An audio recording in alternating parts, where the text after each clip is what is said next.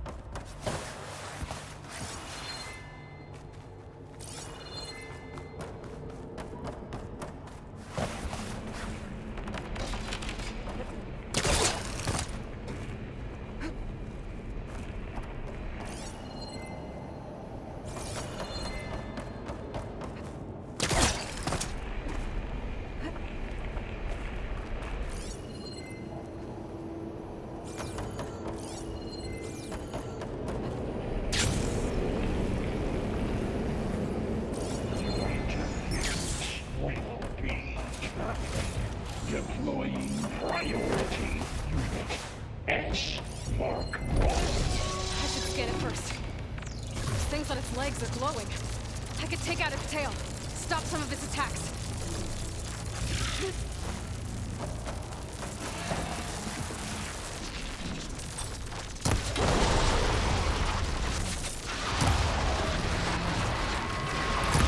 Finish charging. It's covered in plasma.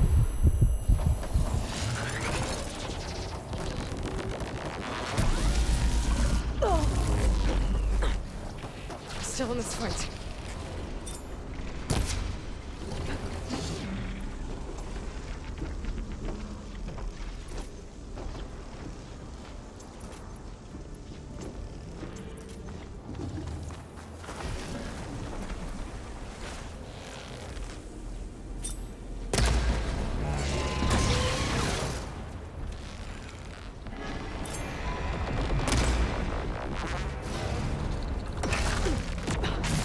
Plasma on me.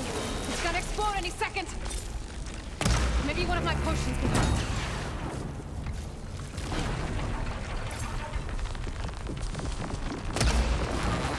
Got its tail. Gonna drop the heavy weapon.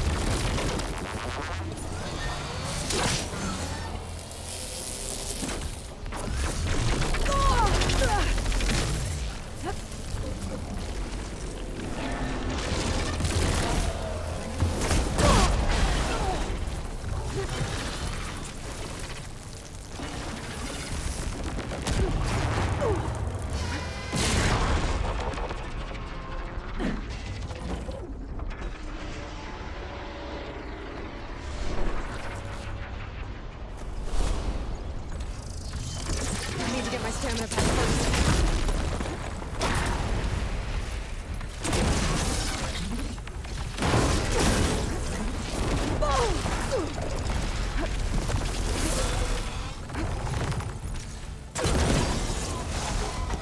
It's done. You did it! There should be one more note to override. Good. Stand by. Get my best back.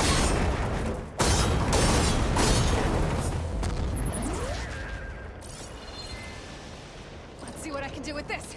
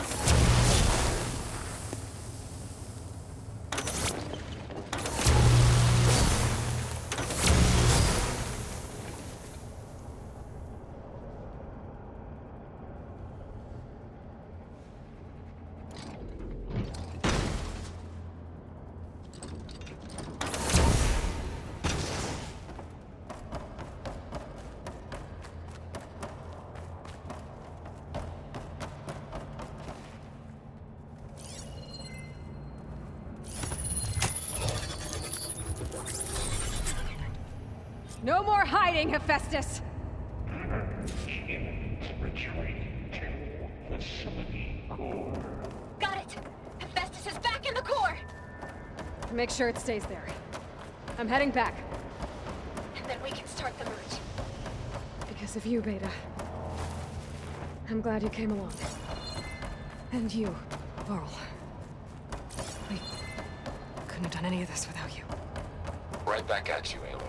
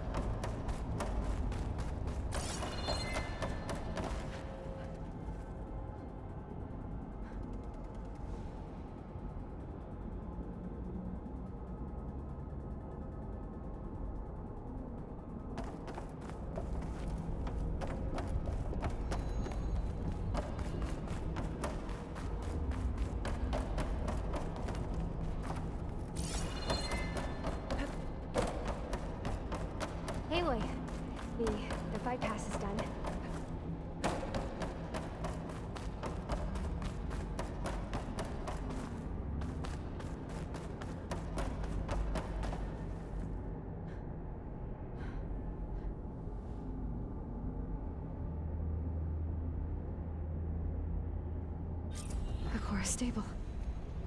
Hephaestus is 100% contained. And we better get started with the merge. It's all set up. Gaia, establish the link, please. Done.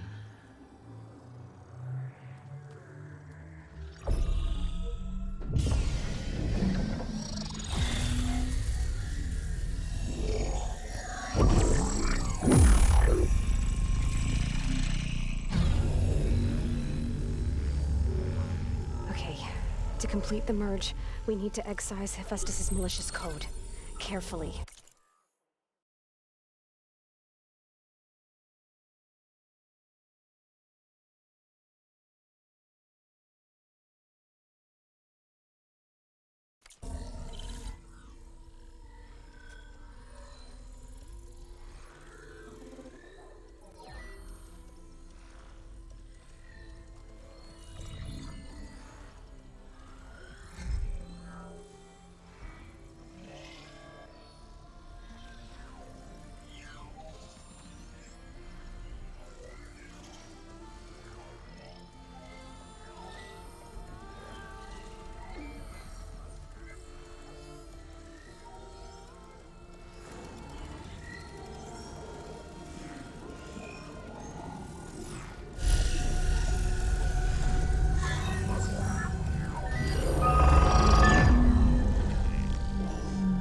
Aloy!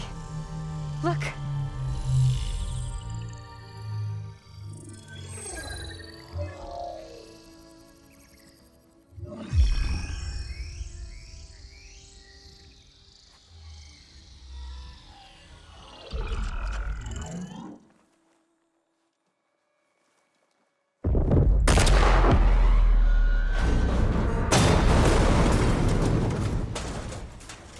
Well, hello, redundant copy.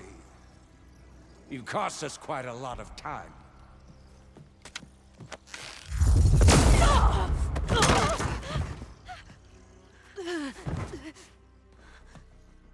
Eric, get Beta. And squash that bug while you're at it.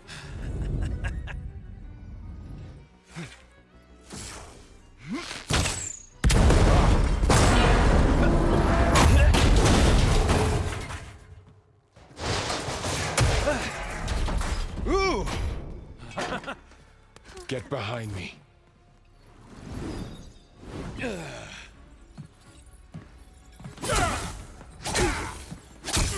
Come on! Quit screwing around. Now we're having fun, right?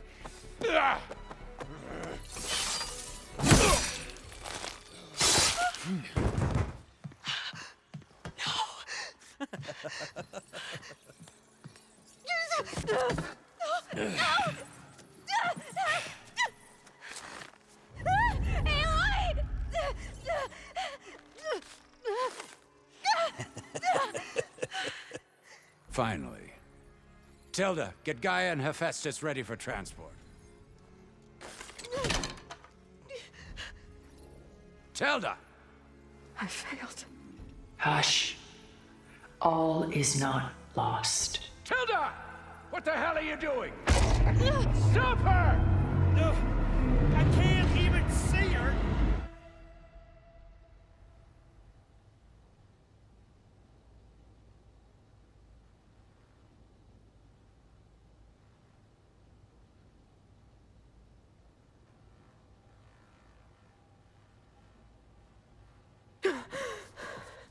Beta.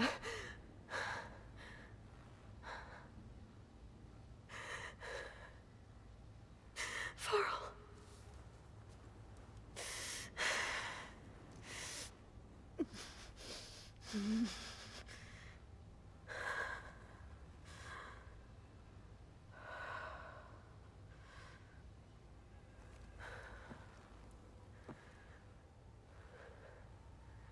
Where am I? Ah, you're awake. You took quite a hit when Gerard attacked you. I imagine you must still be in a great deal of pain. I can assure you that we are safe. The others can't detect us here. You mean the other Zeniths? You must be Tilda. I wasn't sure if Beta would have told you about me. Where is she? Alive. And while she isn't where she wants to be, not in urgent danger. We must discuss how to get her back, of course, after you've shaken off the cobwebs. When you're ready, take the stairs down the hall and come see me. In the meantime, I'll make breakfast. Breakfast. Okay.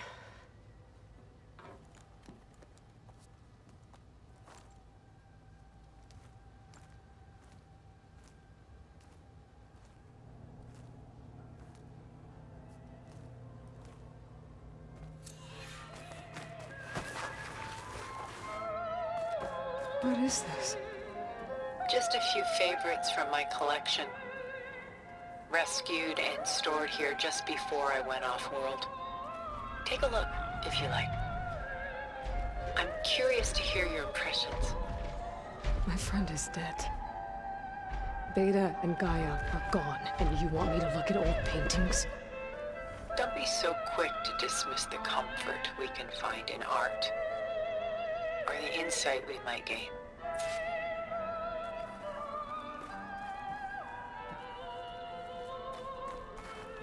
My favorite pairing on the left is Woman Reading a Letter by Vermeer, a true master. And on the right is a forgery, Woman Reading Music, which fooled experts into believing it was a priceless original. Early in my career, I became fascinated with such deceptions. Eventually, I developed scanning software that could detect fakes with unparalleled accuracy. Is that how you made enough money to buy your way onto the Odyssey? Oh no. I made my real fortune later.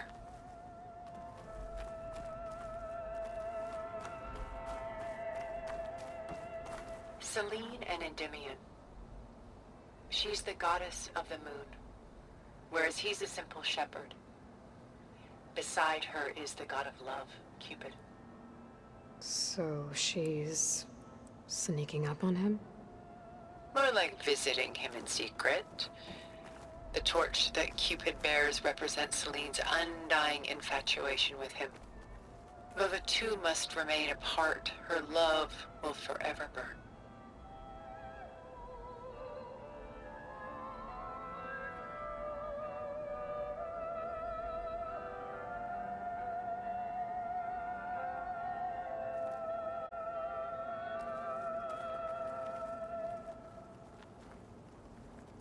This is Rembrandt painting Jeremiah, a man in mourning. Mourning what? His home. The ancient city of Jerusalem. He foresaw its impending doom, but could do nothing to prevent it. So instead, he saved its treasures from destruction, just as I saved these works. You could say we're kindred spirits. About Jeremiah. If he knew his home would be destroyed, why didn't he save the people? Why save those relics? He tried, but no one would listen to his warning, so he saved what he could. But how did he know? He was a prophet. He saw an army invade and destroy the city in a vision. So it's more like he calculated which side would win a battle. What matters is that he was right in the end. If not for him, all those wonders would have been lost forever. At least this way, some part of his world survived. A portrait of the painter, Rembrandt's son Titus, depicted in the habit of a monk. I don't get it. Why would someone like you, with infinite resources, care about this painting of a boy in a hood? It's not the image itself, but the feeling it conveys. The face is bright and defined, but his eyes are downcast, heavy with misfortune. And the background seems to swallow all light. The painting is infused with a sense of loss. I guess I understand how the painter feels. Works of art such as these can often cause us to look inwards at our own lives. I'm sorry about your friend. Had I been able to intervene, I would have. But the risk of losing you as well was too great. Everything went by in a blur. I couldn't get to him. You know, long before holograms and focus recordings, people relied on art to memorialize their loved ones. Because of works like this painting, their lives are immortalized. Rembrandt's The Night Watch, by far the most famous painting my homeland ever produced. It was commissioned to honor a militia made up of influential citizens. I guess you must have been an influential citizen. In my day. But not as influential as you've been in this new world. The militia. They look disorganized. Where others painted such scenes in a stiff and stationary manner, Rembrandt chose to show them in action, preparing to march. He wanted them to feel alive. You can almost hear the commotion. Who's the girl in the painting? She's a strange one, isn't she? Bathed in light, though no one is paying attention to her. Many believe she's a symbol of the militia. A physical manifestation of their spirit, if you will. But she's not real? What's real in a painting? She's meant to represent the militia's virtue and victory. But I like to think they underestimate her. She looks as if she's seen something. What does she know? What secrets does she keep? There's so much detail to take in, isn't there?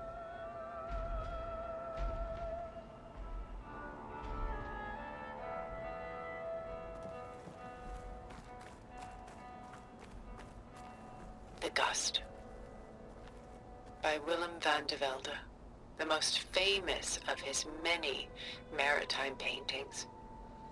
A ship crossing into the unknown. I guess you're familiar with that. Indeed, which is why I appreciate this composition in particular. Though waves and wind threaten to destroy the ship, it perseveres, clinging to the light even as darkness closes in all around it. Where is the ship going? To a faraway land, most likely. My ancestors used ships like these to explore the world, sometimes at great cost. What were they looking for? Anything of value. They were traders willing to face unknown dangers to make their fortunes. But no matter how far they went, they always turned their sails home. So this Van de Velde only painted ships? It was his specialty. Following in the footsteps of his father, Willem the Elder. The two had quite a journey of their own, taking them all the way to the court of a foreign kingdom. Did they ever come home? No, but eventually their lives' work did.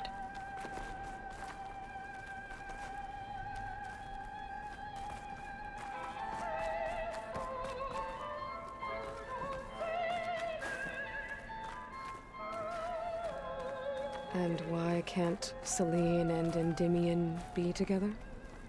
Celine took a vow of chastity, promising to never take a lover. So when she fell in love with Endymion, she could only visit him at night while he slept. But then wouldn't she be breaking that vow? Think of it as a forbidden love. Though circumstance keeps them apart, still they find a way to come together, however briefly. Why do you keep the forgery? I've always enjoyed studying the two side by side. Both painters capture light, color, and perspective. But what makes one a masterpiece and the other simply an imitation? The forgery looks... sharper? Good eye. The details are crisp. The contrast bold. It tells us more, and yet we feel less.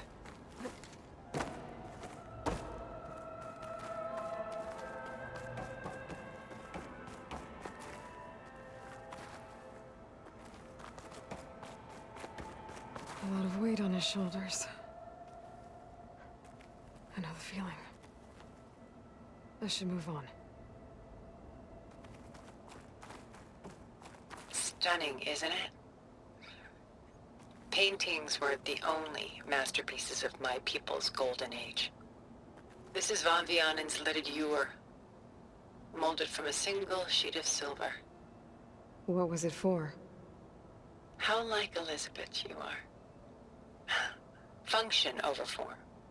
Its practical purpose was less important than its meaning. Von Vianen created it in honor of his late brother, who himself was a famous silversmith. A memorial. Yes. Such beauty from sorrow.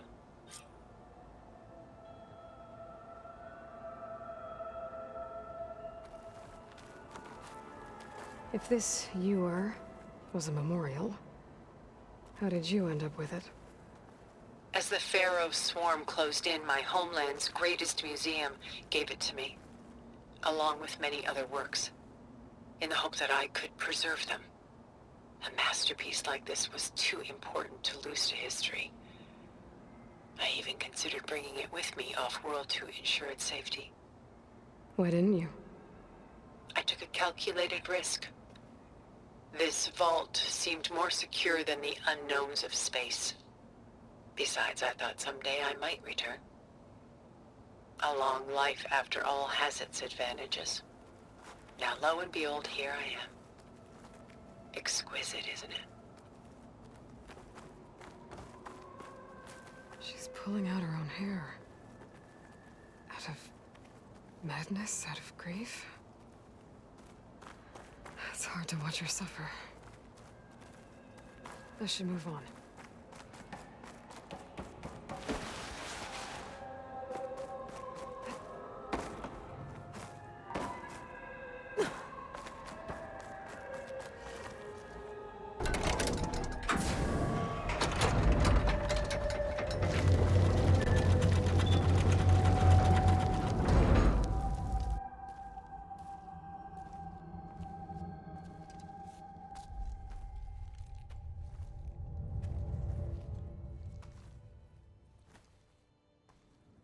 There you are.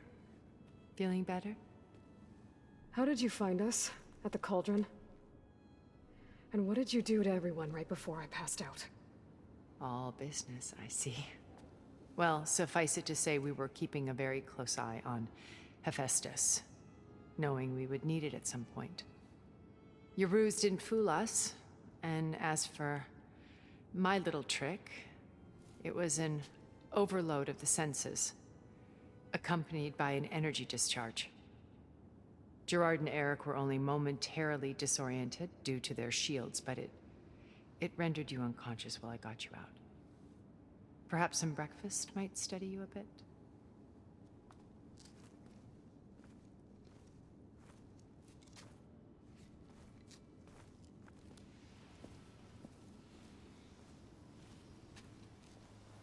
This was your house. The one you recreated for Beta, in the data channel you shared. How perceptive of you. Please, this way. After everything your people have done, you think I'm just gonna sit down and have a chat with you? They're not my people. They never were, and especially not now. You shot off into space with them, and lived with them for 1,000 years before coming back. So what made you suddenly turn on them? Quite simply, this. My old focus. You repaired it? But that means you've seen. Incredible things. What you've accomplished in 2 decades of life.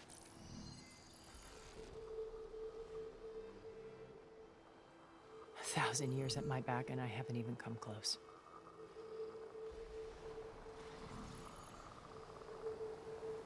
I'm sorry if I invaded your privacy, but I had to. In order to understand. To be enlightened. You truly are Elizabeth's blood. With her drive, her sense of mission, her integrity. Watching all this shamed me for the company that I've kept. Having seen it, all I want is to help you. Even if it means stopping your friends? Especially so. Please, sit down.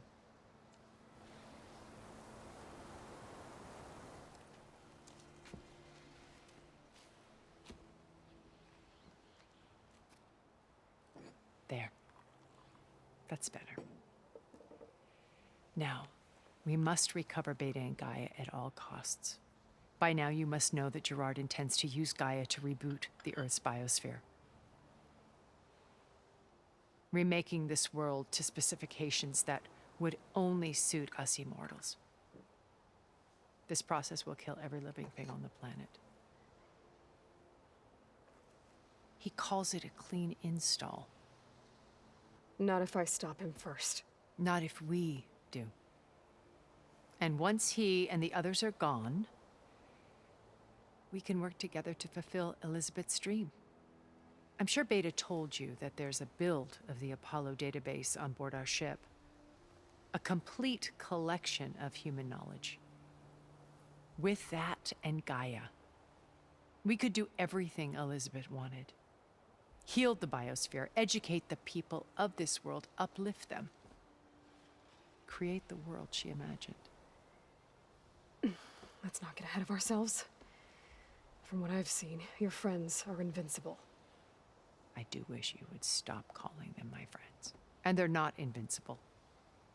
In fact, a friend of yours has found a way to defeat them. Silence. Oh, he's been a busy bee, building an army powerful enough to crash through Gerard's precious base. Regala and her rebels. Even now, she's preparing a final march on the Tenakth capital. When she wins, she'll have the entire tribe under her control. Hundreds of warriors and machines to throw at the base. She's been duped. They'll all perish, of course. But it should be enough to break Gerard's defenses and allow Silence to kill him. Along with all the others. Using the new weapon he's developed. Yes, he's found a way to circumvent our shields. Truly an exceptional man. He's planned for everything. Except you and me. You see, while his army is battering down Gerard's doors, you and I will sneak in through a back way. One that only I know about. While Silence and my friends are busy battling each other, we'll take back Beta and Gaia. I told you I want to help you. I mean it.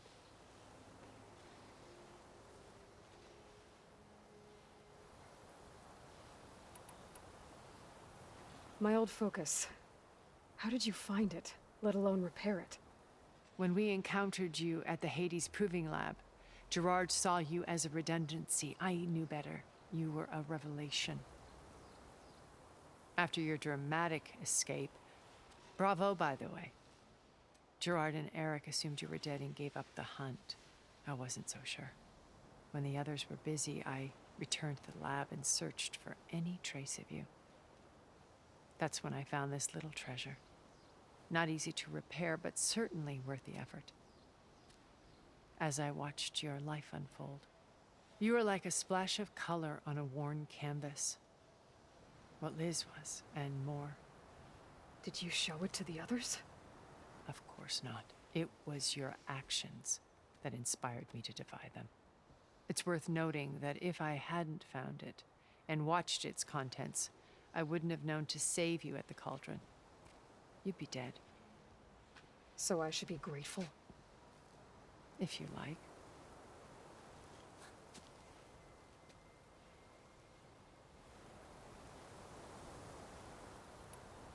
So you know all about me. What about you? What would you like to know? Well, start with your life on Earth. When I was 8, terrorists flooded my home city. Thousands drowned, my parents included. I was one of the few who survived. My guardian sent me to boarding school. Among my peers, I was the strange girl, the orphan to be avoided. All because of circumstances beyond my control. Oh. So we're a lot alike, huh? Aren't we? You were an outcast. But you didn't let that stop you from getting what you needed. Neither did I. I climbed my way out of desolation and used my wits to build a fortune. First, from the technical analysis of art and the detection of forgeries. Profitable expertise in those days. But as it turned out, the software I developed was even more useful for counterintelligence. From there, it was only a short step to gathering extremely valuable intelligence on my own. You were a spy? More like a service one could turn to for information. I had to remain anonymous, of course, to protect my privacy. But despite that anonymity, Far Zenith inevitably sought me out.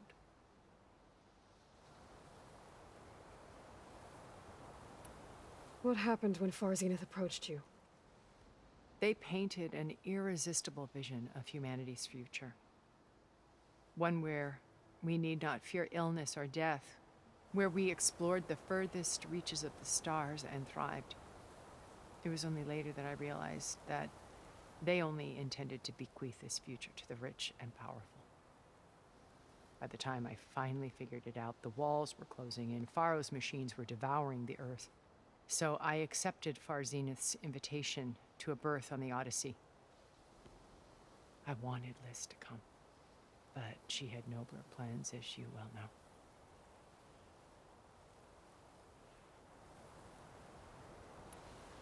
So you didn't know the other Zeniths were monsters until it was too late? I knew some of them were, certainly. It wasn't until we were off-planet that I understood the true scope of their greed. I was grateful to simply be alive, but the others became obsessed with a kind of effortless immortality. They built a colony where machines serviced their every need, where any memory or fantasy could be endlessly savored in virtual reality.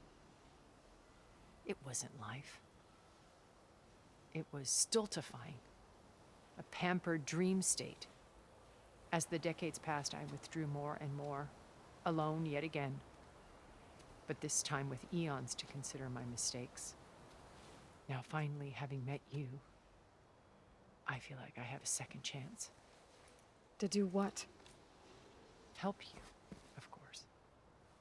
To fulfill Liz's dream, which isn't so different from Far Zenith's original vision. A better future for humanity.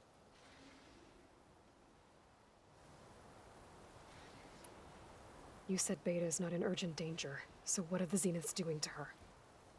Putting her to work. Merging Hephaestus with Gaia. A difficult, time-consuming task, as I'm sure you know. They will compel her if need be, but her life is not in danger. She's the only one who can do it. Because you people made her to be nothing but a tool.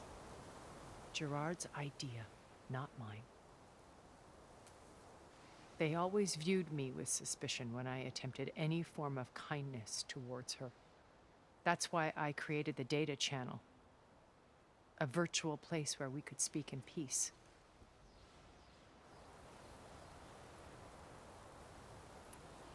So this channel you shared with Beta, none of the other Zeniths ever found out about it. Gerard believes he's the most cunning of all of us. Even after 1,000 years, he still can't imagine that I would outwit him. The channel allowed me to interact with Beta away from their mistrustful eyes. It offered us a chance to be ourselves. Until you cut off all contact. Yes, though it pained me. I was worried that our meetings would do her more harm than good. Well, she felt like you tossed her aside. I was afraid the others would find out and punish her. She may not have had the comforts of friendship anymore, but at least I ensured she was safe. I know it seems harsh, but you must believe that her well-being has always been paramount to me. Why did you make the data channel look like this place? I built this house as a shelter to weather any storm. A safe place. Not just for me, but for the art stored below. Cultural artifacts of incalculable value. Truly some of the greatest achievements of human civilization. And you wanted Beta to see them?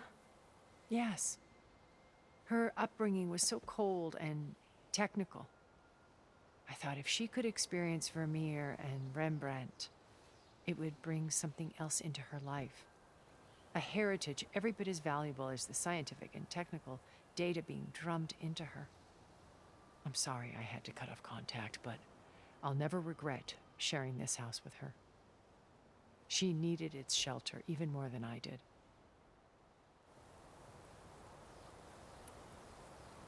Beta told me your colony was destroyed. That you came back to Earth because you had nowhere else to go. It's true. After we reached our destination, a planet in the Sirius star system, we spent decades building a new home. The physical constraints of Earth, the boundaries of mortality, gone. To think of what we could have done with it. It might have been a utopia. Instead, we stagnated, absorbed in effortless comforts and virtual realities. It took a cataclysm to finally yank us out of our stupor. What happened? A massive geological event. We knew of instabilities in the planet core, but we underestimated them. By the time the collapse was upon us, it was too late to stop it. Only a few of us made it to the ship in time. We set course for Earth, the only safe harbor left to us. Which you decided to make unsafe for anyone else. Not me. Gerard. He believes it's better to wipe the canvas clean than work around the smudges. No more primitive tribes, no more combat machines, only a blank slate to do with as he pleases. But we will stop him. All we have to do is get into that base. What exactly is your plan to sneak into the Zenith base? We will make use of a lesson I learned from an early age. Always know your exits. In this case, a place where Gerard's new construction meets the ancient foundation, a passage that only I can access. When Silence flings his army at the base, we will enter through this back door, bypassing most of the fighting. The distraction will provide us with a window in which to rescue Beta and Gaia. Once we're inside the base, where will we find Beta and Gaia? Here in the command center. By then, Gaia will have been reunited with all of its subordinate functions, including Hephaestus. What about the alpha build of Apollo on your ship? A simple matter of recovery once the others have been dealt with. With that in hand, we'll have everything we need to make this world as it should be. How do you know about Silence's plan? He isn't the only one adept at spyware. You hacked his focus? No, he's too careful for that. But his subordinates? Not so much. He gave additional focuses to the tribals he branded the Sons of Prometheus. The ones working with Regala. By tapping their focuses, I learned about most of his dealings. The distribution of override technology, the arming of Tanakh rebels, and the secret pact with Regala to attack Gerard's base. But how did he come up with a weapon that can take down your shields? That's the one thing I haven't been able to figure out, but however he did it, I'm quite certain it will work. With it and the Tanakh army, victory seems to be within his grasp. Such a shame he'll be disappointed. Regala's only interested in killing Hekarro and waging war on the Karja. What does she have to gain by attacking Zenith? It's the price she must pay for her war. Without the ability to override machines, her little rebellion would have languished in the desert. So she trades with the Sons of Prometheus. machines to help her overthrow Hikaru. In exchange for an assault on the base. Pride has deluded her into thinking she can actually survive such a battle. And all without ever knowing who the sons of Prometheus really answer to. Yet for all of Silence's brilliance, still he underestimates you. That blind spot is what will allow us to take Beta and Gaia right out from under him. While hundreds of Tenakth are cut down outside.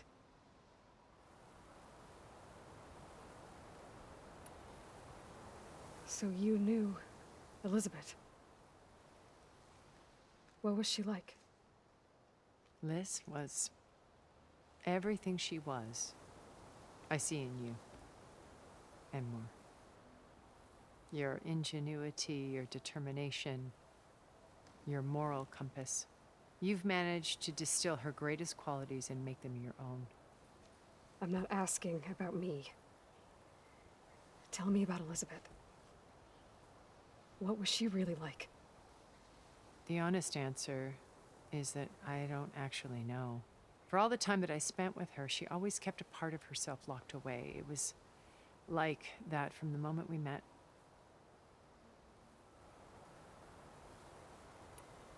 So when you met Elizabeth, she was what? Distant? Aloof? Not aloof. Not exactly. It was a summit in Paris about machine learning. A touchy subject in those days. Because regulatory authorities were just starting to clamp down on AIs. Liz gave the keynote address. She had already achieved great renown for her work in automated environmental reclamation. But in her address, she was just starting to imagine the next step. An AI-driven system that wouldn't just act on its programming, but actually take responsibility for its sphere of influence. To care about life. Not just follow orders. Revolutionary stuff. I was fascinated. And I wanted to meet her for a long time. I watched her after her talk. She had spoken with such moral authority, such empathy. But after that, she retreated. I could tell she felt uncomfortable with all of her admirers. It was as if giving the talk had cost her something. I didn't want to be a pest, so I planned my approach carefully. So how did you finally approach Elizabeth after her talk? I picked the right moment. The morning of the next day, right as she came back to the conference, she had just had her coffee. She was fresh, rested. It was like she had braced herself for the onslaught of colleagues. I asked if I could walk with her, then put forth a question about her talk that I thought was intelligent. Her answer made me realize it wasn't, but she was very welcoming. Almost as if we were previously acquainted. It was only halfway through the conversation that I realized she knew exactly who I was. It was quite a shock to me. My business was trafficking in secrets, and I took great pains to protect my anonymity. So that was Liz, perpetually one step ahead. I came to view our meeting as a metaphor for our friendship. She always seemed to know me far better than I knew her. I guess I know the feeling.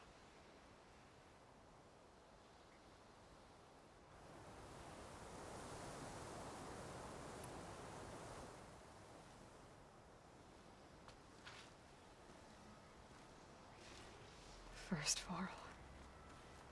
Now Hikaru and the Tenakth. Your plan would wipe out an entire tribe. There has to be another way. We are in an admittedly desperate situation, but I assure you there isn't. Remember Zero Dawn. Elizabeth's sacrifice. Sometimes many have to die for a new world to grow. If it looks impossible, look deeper. Wait. The data channel. It still exists, doesn't it? I need you to open it. Let me talk to Beta. Impossible. We might be detected. It's worth the risk. There is another way, one where the Tenakth survive. But we won't. If the others... If you want to help, open it.